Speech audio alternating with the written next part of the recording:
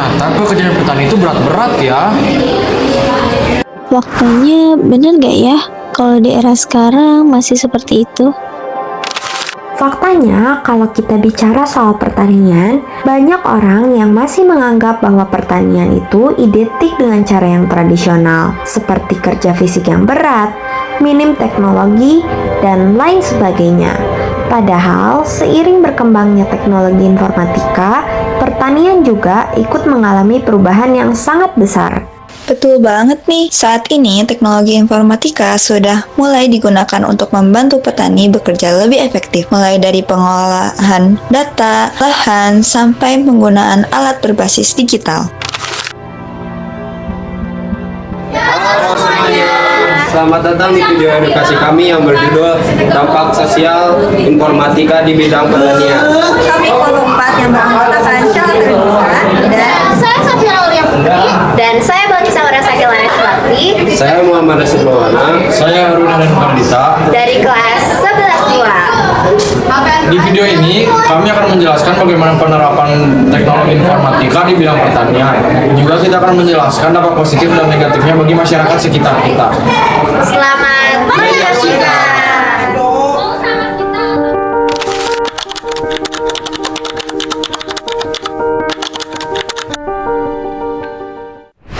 Teman-teman tahu gak? Sekarang petani nggak cuma pakai alat tradisional tapi juga mulai pakai teknologi digital buat ningkatin hasil panen. Salah satu contohnya yang cukup menarik yaitu drone. Oh, drone yang buat foto atau video kayak pas upacara itu ya? Bukan drone yang buat foto atau video kayak pas upacara, tapi drone yang memang dirancang khusus untuk pertanian, yaitu drone spraying. Lalu, drone spray itu apa?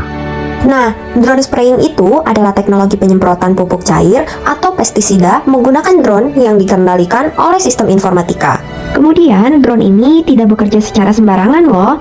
Di dalamnya ada GPS, sensor, dan perangkat lunak lainnya yang mengatur ketinggian terbang, kecepatan, sampai jalur penyemprotan sesuai kondisi lahan. Artinya, secara sederhana, petani cukup memasukkan data lahan ke aplikasi, lalu drone bisa bekerja secara otomatis. Udah mulai kebayang kan sekarang?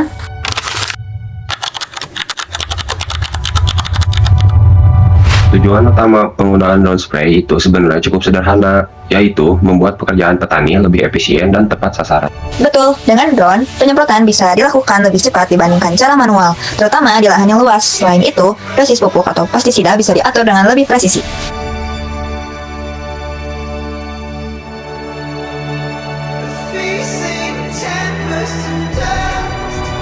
Hal ini penting karena penggunaan bahan kimia yang berlebihan tidak hanya merugikan tanaman, tapi juga lingkungan dan kesehatan manusia.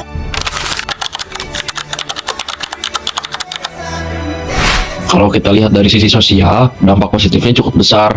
Pertama, beban kerja petani jadi jauh berkurang karena tidak perlu lagi menyemprot secara manual. Selain itu, petani juga lebih terlindungi dari resiko kesehatan karena mereka tidak terpapar langsung oleh pestisida yang berbahaya.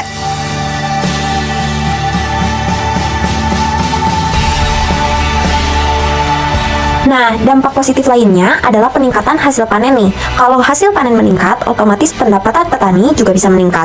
Dan ini berpengaruh pada kesejahteraan masyarakat secara luas.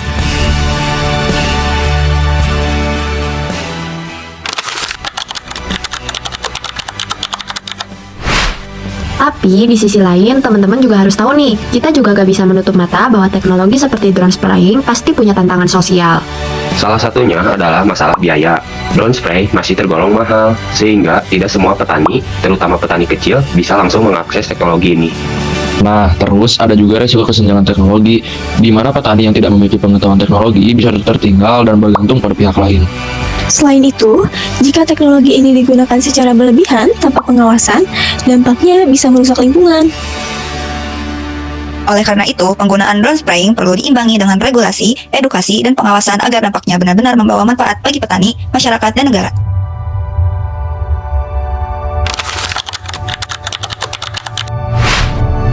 Wah, udah gak kerasa ya? Udah hampir di penghujung video aja. Emangnya di bagian akhir ini kita mau bahas apa sih? Nah, terakhir nih, menurut kelompok kami, teknologi drone spraying bukanlah masalah. Justru ini adalah peluang besar bagi pertanian Indonesia. Kemudian, masalahnya muncul ketika teknologi digunakan tanpa pemahaman dan tanpa regulasi yang jelas. Oleh karena itu, diperlukan pelatihan bagi petani agar mereka tidak hanya menjadi pengguna, tapi juga memahami cara kerja teknologi tersebut. Sebagai pelajar yang terpelajar, kita juga harus bersikap kritis terhadap teknologi. Maka dari itu, kita perlu memahami manfaatnya, resikonya, dan dampaknya bagi masyarakat. Mari kita bertanggung jawab demi masa depan yang lebih baik.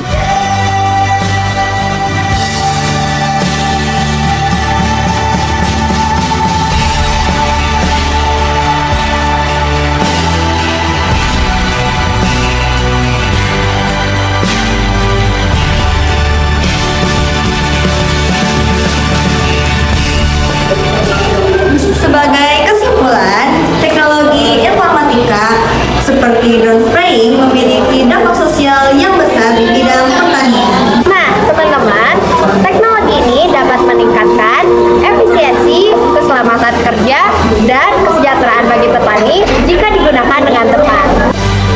Namun, tanpa pengawasan dan sikap yang bijak, teknologi juga bisa menimbulkan dampak negatif loh. Oleh karena itu, mari kita manfaatkan teknologi informatika dengan cerdas, bijak, dan bertanggung jawab.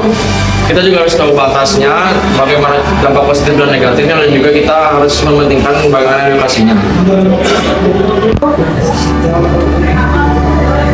Itulah video edukasi dan informasi yang dapat kami sampaikan kepada teman-teman sekalian. Terima kasih sudah menyaksikan.